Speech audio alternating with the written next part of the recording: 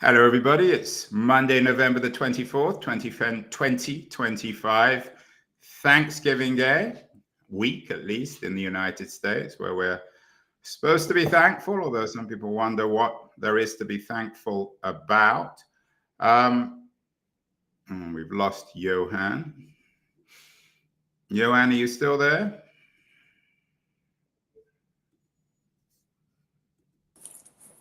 Johan, what happened there? Sorry about that. It must be the hotel Wi-Fi, which apparently is not great. Oh, dear. Hope that doesn't happen again. I could switch to my Do you want to? visual one. Should I try? Yeah, why not? Just to be sure. Yep. I'll do that. I might have to, or perhaps I don't have to reconnect. We'll see. Just a sec. Glad that happened. Yeah, better to happen first than. Yeah. Let's see now.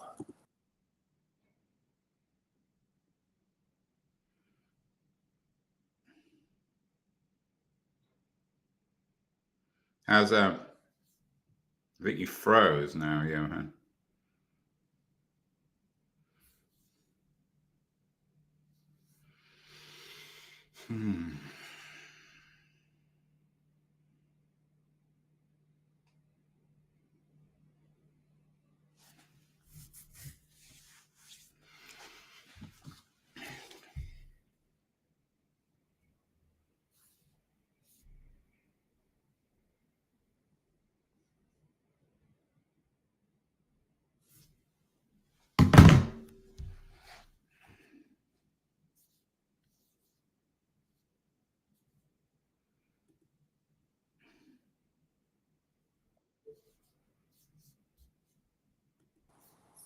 How's that?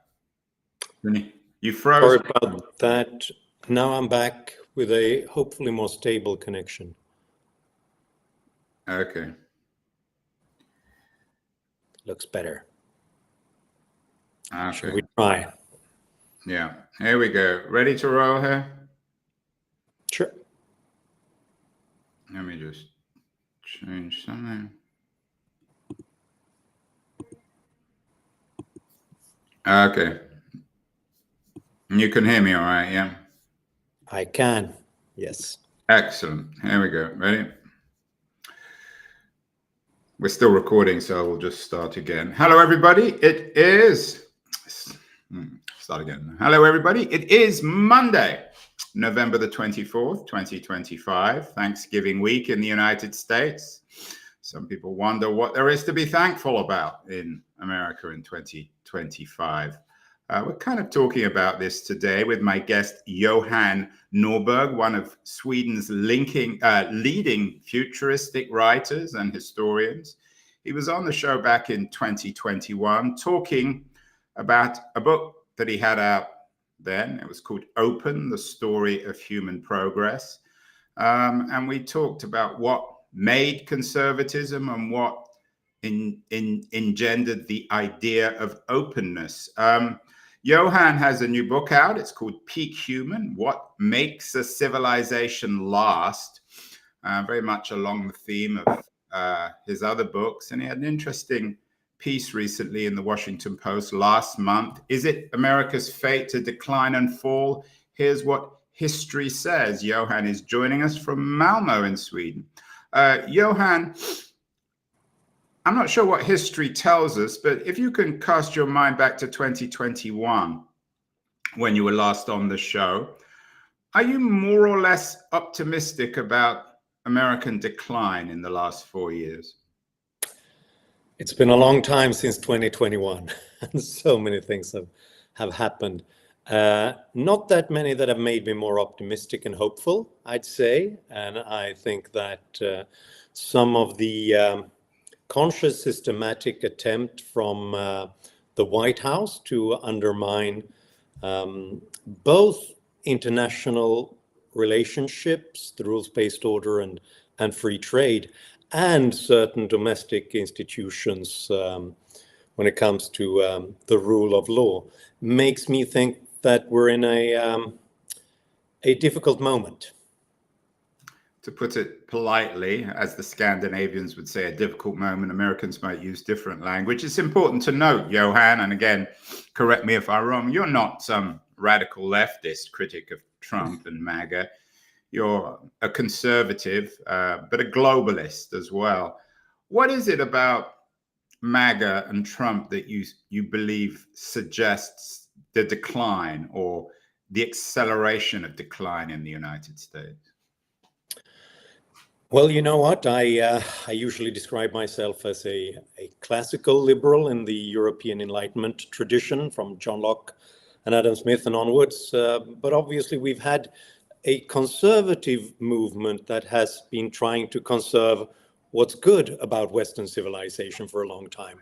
And as some described it, actually one sort of center-right leader in Sweden once put it, I'm a conservative who wants to conserve what's best in our heritage, and what's best is classical liberalism. The ideas of rule of law, limited governments, individual rights, and so on.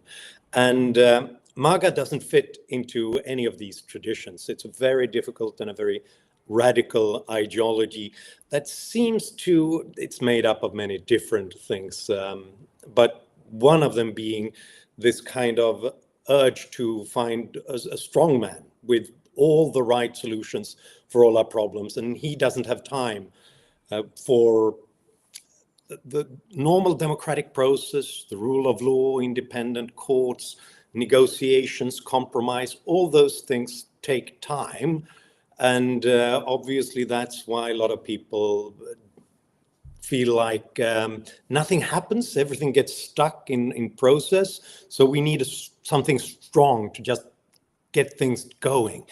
Unfortunately, someone who attempts to point us all in the right direction might once in a while point us all in the wrong direction. And that's what history teaches us as well, that the most dangerous thing we can do is to replace this collective wisdom when we crowdsource ideas from millions and millions of people through markets, academic freedom, free speech, and so on. When we replace that with just sort of one populist leader, then things often starts to decline. You use the phrase, Johan, what history teaches us, and I know you cover that in the new book, and you certainly focus on it in your Washington Post op-ed on America's fate to decline. What does history teach us? You talk about the Romans and the Greeks, medieval civilization. Is a reaction against openness a symptom or a cause of decline or a consequence? Well, it's both, I think. Sometimes you see this kind of already set in, you know, when civilizations decline, it's usually the horsemen of the apocalypse have already, you know, geopolitical tensions, war, famine, and so on. But that's not enough to ruin a civilization. For that to happen, the reaction to these problems and disasters have to go in the wrong direction. And that we have this reaction against the traditional engines of growth. And I can't put it better. The Greek historian who said that there was a mentality of trying to explore the world, something new and acquire something new, and it's a mentality where you feel and you try to stay home to protect what you've already. And broadly speaking, the Athenian mindset is conducive to creating dynamic civilizations. But crisis is quite often that people react in a more Spartan way, because if everything's scary, you don't want to go out and explore. You want to stay at home and build walls against the rest of the world. Unfortunately, that often turns into a self-fulfilling prophecy, self-fulfilling pessimism, because if everything's dangerous, you're not going to acquire the methods, the ideas, the technology, the wealth that you might need to deal with these problems. Don't need me to tell you, Johan, as you sit in your hotel room in Malmo, that a few hundred miles east, there's a new battle perhaps between Sparta and Athens in the Ukraine. If America is in decline or potential decline, I'm guessing that your analysis of civilization reflects very poorly on Russia and Putin. Are they the classic case of all Sparta and no Athens? I would say so. All Sparta, no Athens. That's very well put, because it's all about building barracks rather than creating innovation and wealth. And with a top-down emperor who builds his power on extracting resources and handing it to all his favorites, and then in a very aggressive posture against the rest of the world. Not really, I don't think, to acquire resources, because it's much more costly to acquire it through war and destruction than just buying them on the market, but more like he fears any kind of classical Slavic civilization that shows an alternative to the kind of despotism that he's built. And that's what Georgia was trying to do, which he invaded in 2008. That's what Ukraine has tried to do to, for all its faults, build a democracy or market-based one with free speech to the rest of the world. And that's a lethal threat to any tyrant to see that on his, because that might give people ideas. And Russia hasn't produced new ideas, new wealth. It's only relies on its mineral wealth and natural gas and oil controlled by the government. But a declining empire can be a very dangerous empire to the rest of the world, and it might even feel like it's their last chance to rearrange the world order. And today, Monday, it seems like with the new Trump-Russia peace plan, which is really just a way of surrendering completely to Russia, it seems like Putin has come better off than he should have. How does your analysis, particularly of the importance of openness in terms of human progress, how does it work in terms of China, Johan, which perhaps is neither Sparta nor Athens? It's certainly not Athenian, but it's less Spartan than Russia. How do you analyze China, Xi's China, in terms of your arguments both in Open and in the new book, Peak Human? Yeah, that's a great question, because I think Russia is a case of split personality in a way, because China, after Deng Xiaoping's reform and opening up policy, you have it there in the very slogan, in 1978, without opening up for democracy and really decentralized institutions, at least learned the lesson that you have to cooperate with the rest of the world. You have to have your scientists cooperating with foreign scientists. You need foreign capital and markets and mix and blend and to come up with something better. And actually learn from many of the grassroots example of free markets that had place. Farmers secretly began and starting village enterprises. And as Deng Xiaoping purposed an old Chinese proverb, you cross the river by feeling the stones, rather than having this complete top-down Maoist or Xi Jinping method.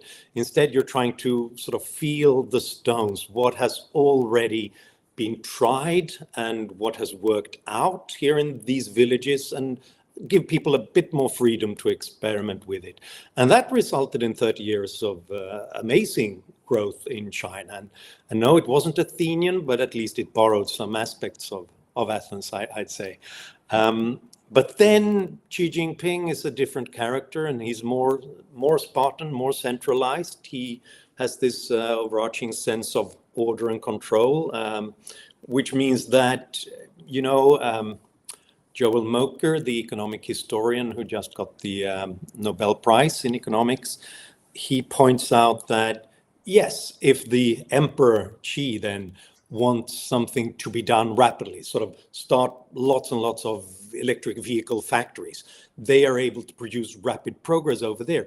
But at the same time, his limited pluralism, his limited openness in the rest of the economy. So it's reduced the ability to create strange new surprises and innovation in other areas. And at least Moker's conclusion, and I buy this, this will make it difficult for China in the long run to be very innovative, at least in the way that makes their workers more productive, more competitive longer term, because innovation takes a certain Athenian spirit.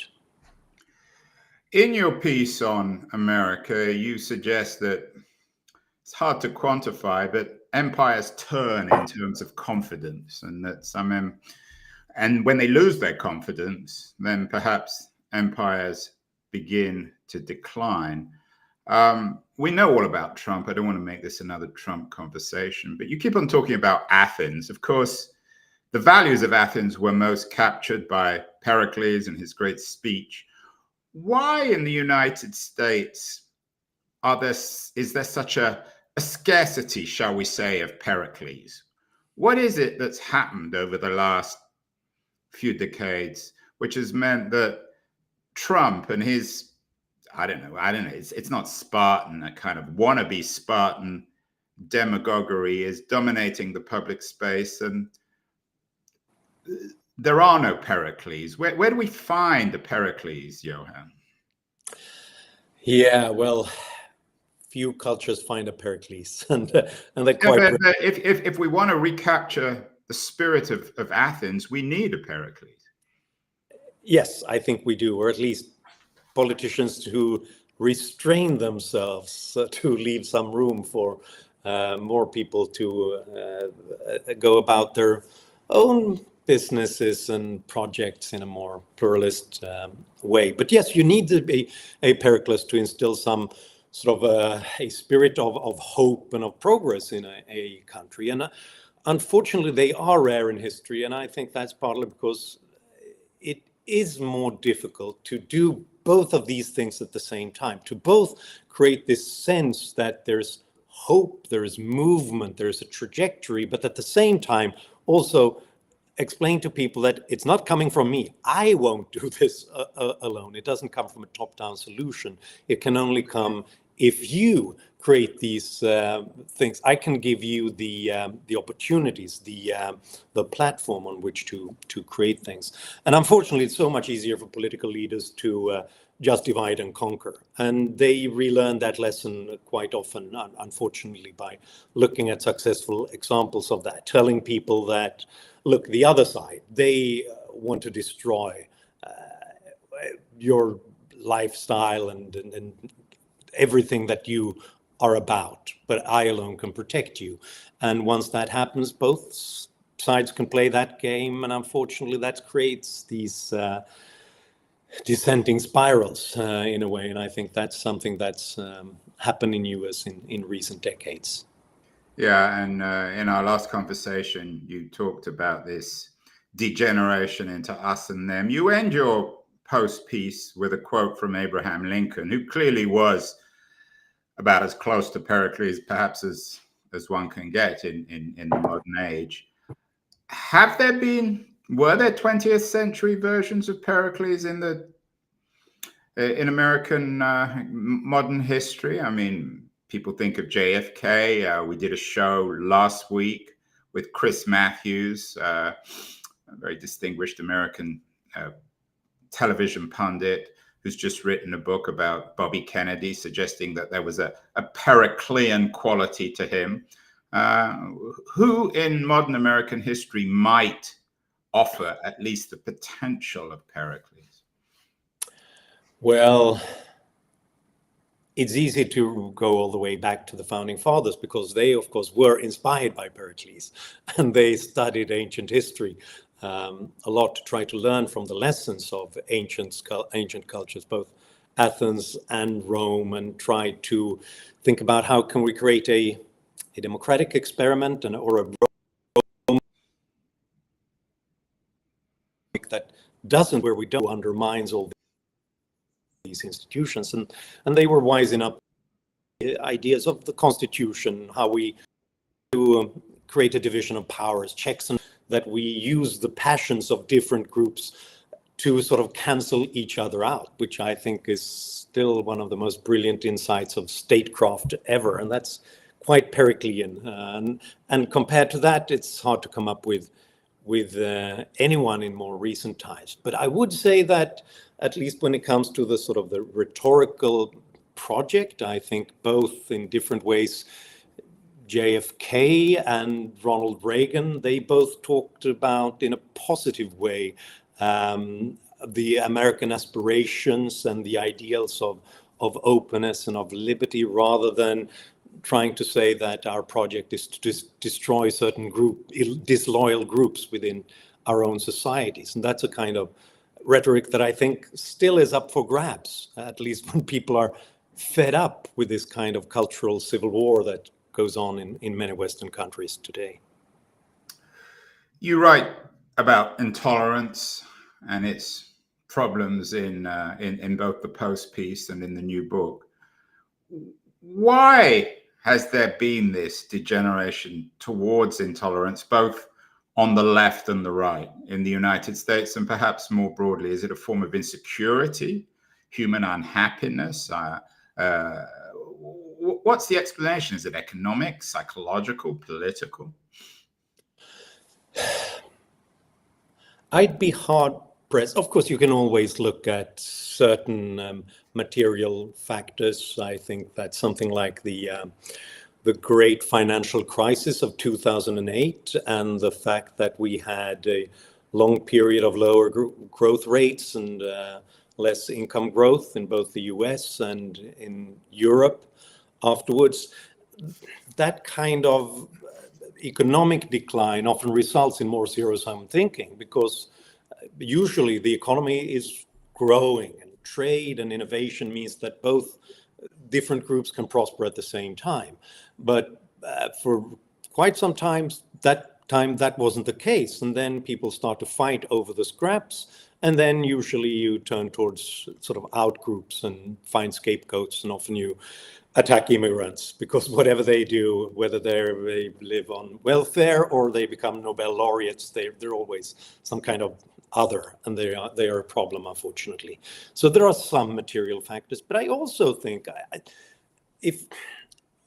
because this is a broader phenomenon and it applies to lots of groups, I think there is something about our very diverse culture, because the past 30 years or so have seen an explosion of choice and opportunity, the opening up of communication and of entertainment and of media. Everything's accessible. Everyone can suddenly express themselves. It's a wonderful democratic triumph.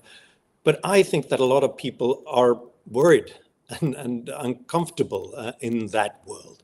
And especially when they see people are very unlike them in their behavior, their identity, in their beliefs, in their own social media feeds.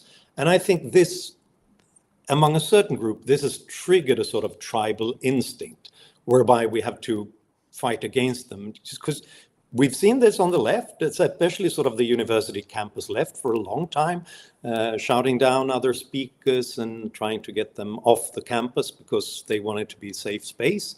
And then the MAGA right took that and ran with it and tried to do the same things, but top down by attacking and scaring, threatening universities and media companies and explaining that criticism of Trump is probably illegal.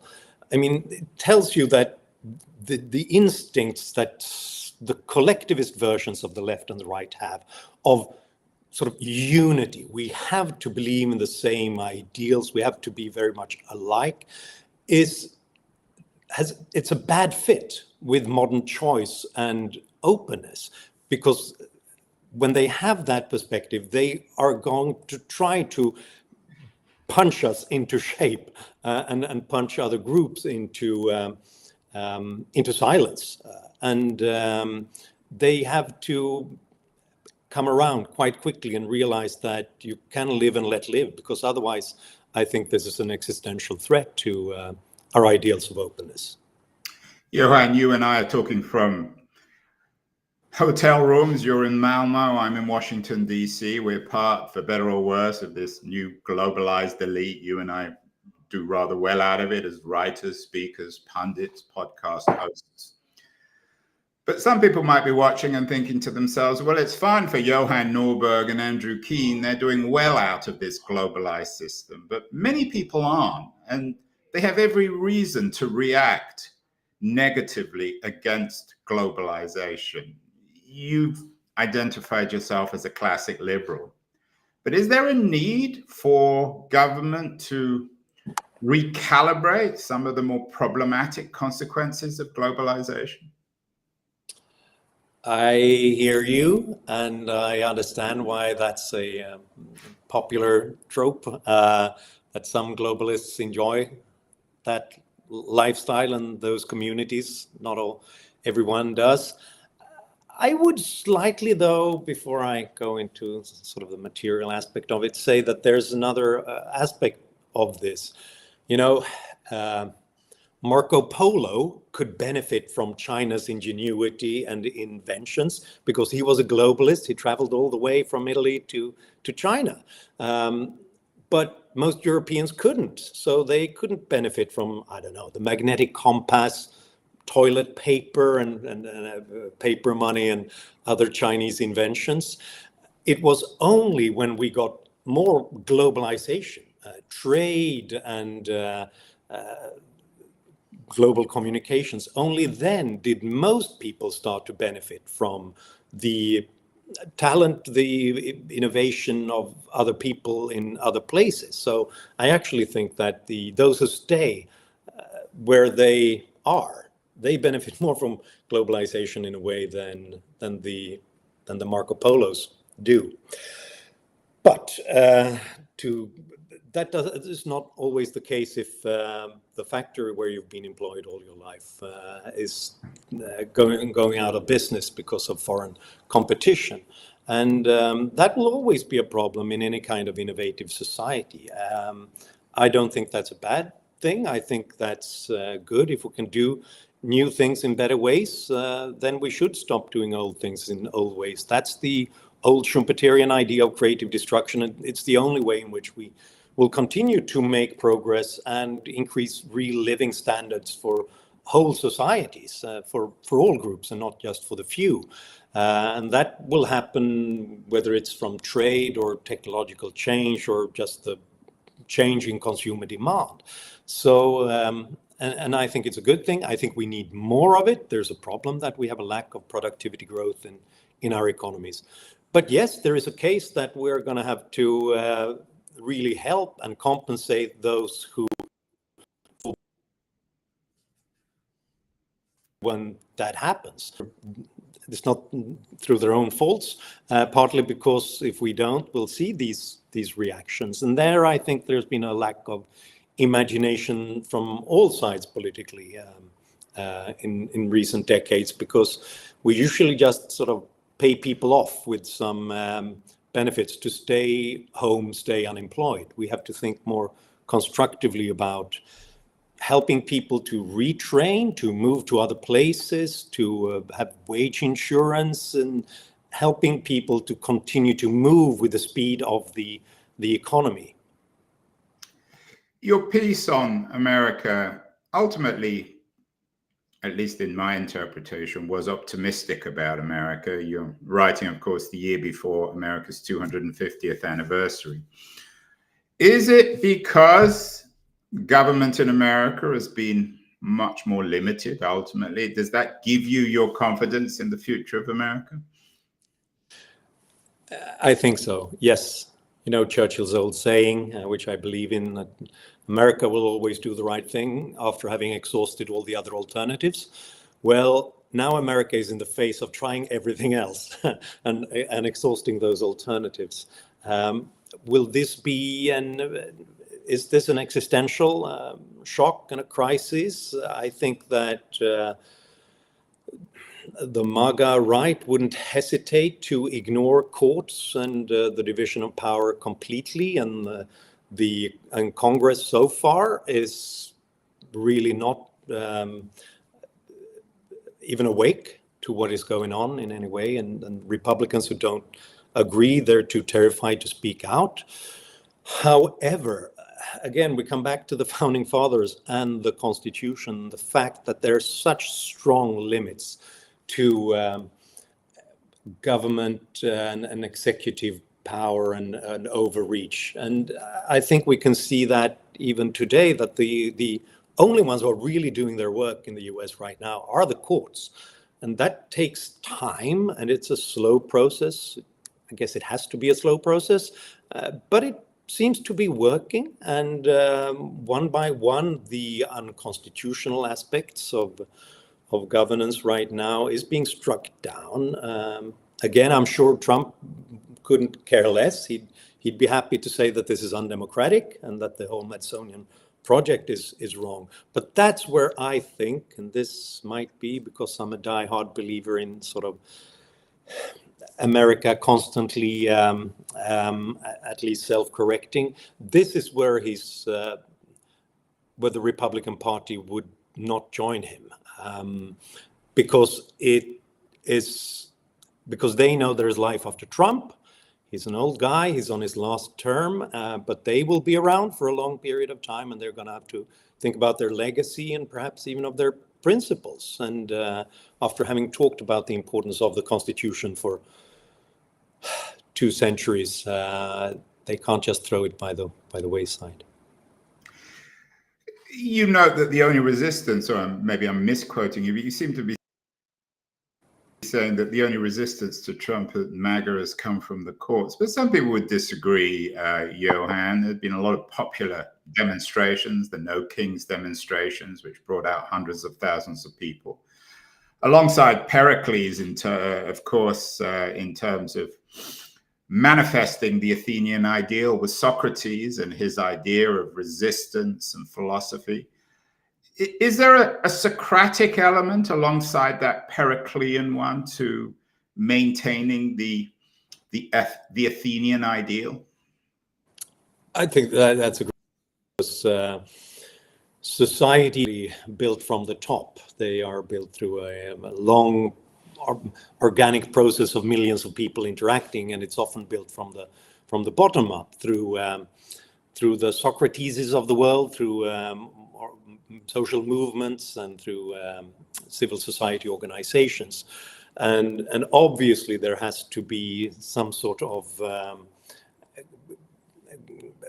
those ideals have to be kept alive by people, and you're absolutely right when it comes to that there's more pushback in those instances. That's the kind of the dialogue has to keep going there between the people and the elected and the courts in various ways. And so these Socrates and his idea that he was only wiser than others because he knew less, that's why he had to inquire and question and enter into dialogues and to hopefully make both sides wiser in the future. That's an incredibly important aspect of the democratic conversation, but of all forms of technological and economic progress as well. But mind you, the Athenian Democratic Assembly eventually sentenced Socrates to death. Even the Athenians killed their greatest philosopher. So it tells you something about how those forces aren't necessarily popular in every era.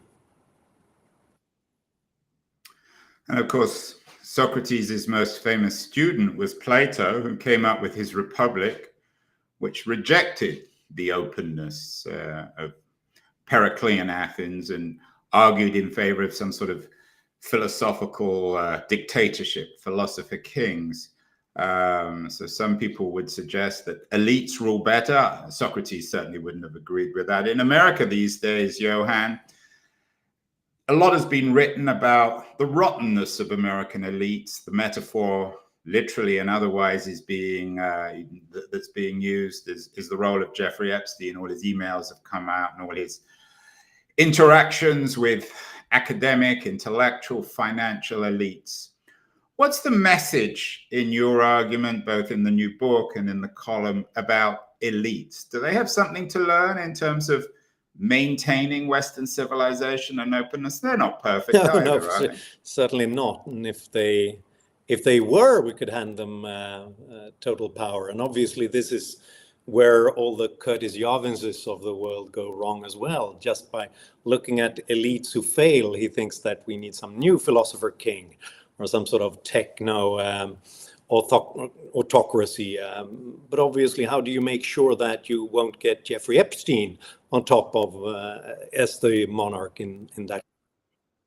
Yeah, nobody wants Jeffrey Epstein on top of We anything don't. these days.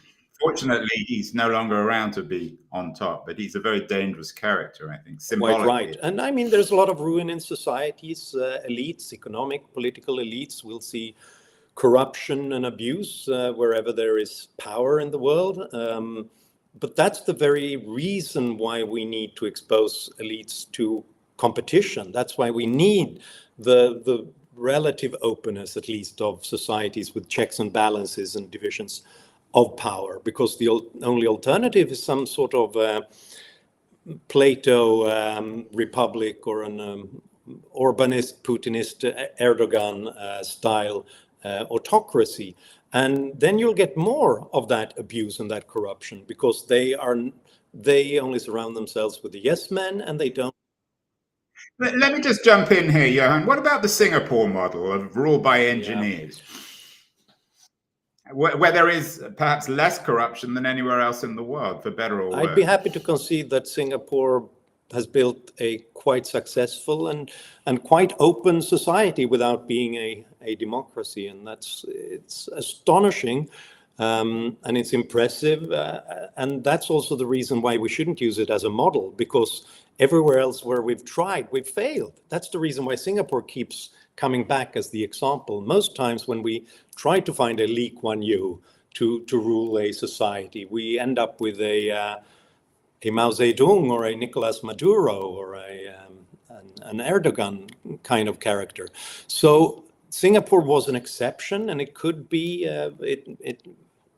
perhaps we got lucky. Perhaps it was something related to the existential threat to Singapore from all sides in a very chaotic area, so that Lee Kuan Yew and his clique realized that any mistake we do, it will be the end of this system. It's very difficult to replicate, and I wouldn't try. Final question, Johan. You're talking to me from Malmo in southern Sweden. You don't have Thanksgiving in Europe, perhaps for good reason, because there's not that much to be thankful about these days. You're optimistic about the US. Sweden, of course, is slightly different from the rest of Europe, but it strikes me, in terms of your analysis, that Europe is neither Sparta nor Athens. Maybe you need a third model, some sort of bureaucratized model from antiquity. Maybe Europe is Rome without the military power. What's gone wrong in Europe, and what's your message in this new book, Peak Human for Europe? Maybe there isn't a message. That's a great question. Perhaps we need a third model. You're right about that. Some sort of, we got the Rome without the military power. Or perhaps it's the China Mandarin bureaucratic class, but without China. But I think that the European Union is a wonderful idea. It combines the best of both worlds, because it's the idea of having this open continent where people, ideas, and capital can move across borders, and yet we experiment with different institutions and solutions in various places. So it could be like a better version of the sort of the Greek city-states who competed but mostly made war on each other, but a laboratory where we can experiment and learn from each other and trade freely. The problem is twofold. First of all, we haven't really built that open space, because we still don't have this openness of especially service markets and of a unified capital market, which means that we've got lots of great European startups. But unfortunately, I often meet them in California because they often move there in search of capital and market. It's good for us in California, less good for you in Europe. The other problem is that we have this Mandarin class in Brussels and in many European capitals who see this institutional competition and all this diversity and think that they, with their exaggerated sense of order, they think they have to standardize it in every way and come up with one rule for every piece of data use and for every plastic bottle everywhere. And that's a problem because it limits the eccentricities and the entrepreneurship that could take place within this open sphere. And both of these things are a problem, but what makes me a little bit hopeful is that this is something we can handle. There are things Europe can't choose, or it's not within our power. Russia will always be a neighbor of us. Those are the things that we can't do anything about, but we can do something about our economy and make sure that those startups don't leave for California. Final, Johan. Peak Human sounds like the kind of title one might find in Silicon Valley. Is AI the great opportunity to restart the motor of innovation, or are you more fearful? I think it's an amazing opportunity. When I look at technology history and cultural history, I can't help but see that it's geography and distance is the great enemy of civilization. Every great idea, every great innovation is this combination of different bits and pieces of knowledge and discoveries and equipment in various places. We have to combine them in strange, unexpected ways. And obviously AI is going to help us to do that faster and better than at any point in human history. At the same time, unfortunately, bad people are going to use AI in the same way. So obviously we have to be a little bit concerned about everything from crooks to despots and how they use it to take our money and take our liberties away. So it's a blessing, and AI is a blessing and a little bit of a curse. Blessings and curses. Good advice for our Thanksgiving week. Johan Norberg's new book, Peak Human, is already out. Congratulations, Johan, on the new book, and keep defending freedom. We need guys like you. Thank you so much.